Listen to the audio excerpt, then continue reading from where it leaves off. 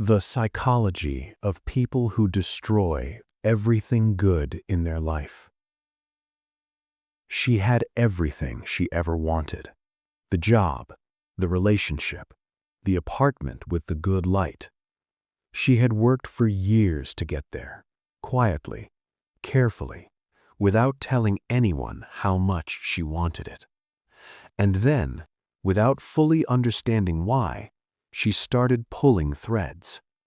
A small fight that didn't need to happen. A decision that made no sense. A door left open that she knew would close everything behind it. 6 months later, the apartment was gone. The relationship was over. The job, something she'd said in a meeting she knew she shouldn't have said. She stood in the middle of what she'd built and what she'd burned. And for the first time in months, she felt something close to relief, which terrified her more than anything else. There is a specific kind of person who does this. They are not reckless, they are not stupid.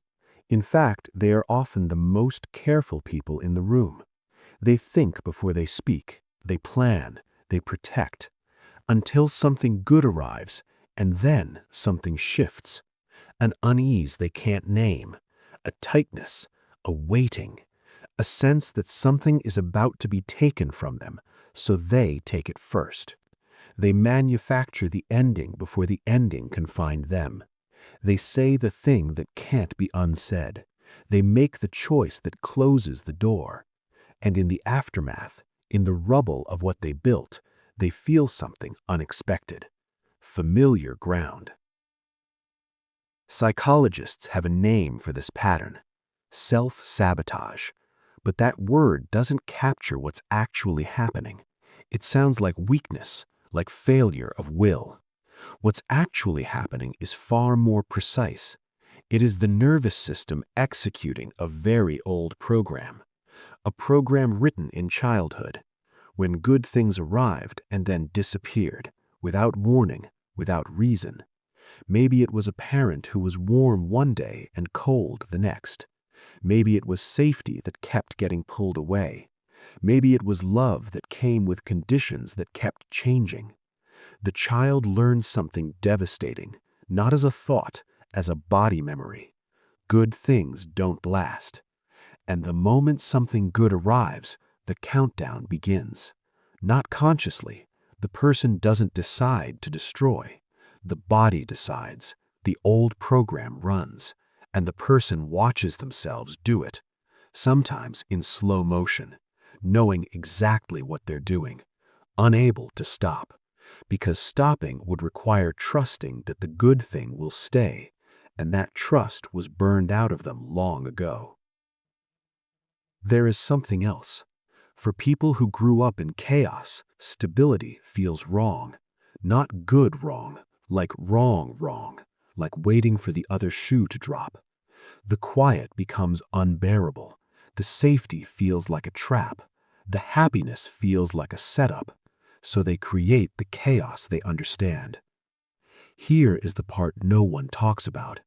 Destroying something good feels like control.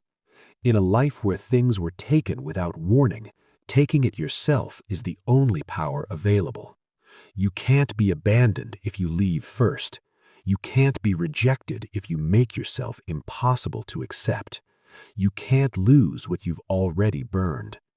And the tragedy is, it works. In the short term, it always works. The anxiety lifts. The waiting is over. The dread of losing becomes the familiar feeling of having lost.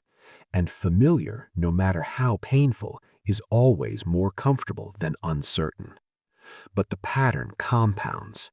Every good thing destroyed confirms the belief. Good things don't last. I can't have this. I don't deserve it. The belief becomes the architect, and the person builds and destroys and builds and destroys, each time wondering why nothing ever lasts. But here is what the pattern cannot see from the inside itself. The destruction is not the truth about who they are. It is the truth about what they were taught to expect. There is a difference. The program is not permanent. It was written under conditions that no longer exist. The child who needed to destroy to survive is not the person standing in the rubble today. They just haven't been told that yet. Not by anyone who mattered. Not in a way they could hear. If this was about you, you are not cursed. You are not broken beyond repair. You are not someone who destroys because destruction is your nature. You are someone who learned very early that good things leave, and you have been protecting yourself from that pain ever since. The protection made sense once, and somewhere in whatever is left after the latest fire, something in you already knows it doesn't have to. There is something else that people in this pattern rarely admit, even to themselves. Part of them knows exactly what they are doing. Not the whole person, not consciously, but some part, some watching, calculating part, sees the thread and chooses to pull it anyway. And that part is not evil. It is scared. It has been scared for so long that scared has become the only thing that feels home. Therapists who work with this pattern often describe the same moment in sessions. The person is describing the latest collapse, the job lost, the relationship ended, the opportunity gone.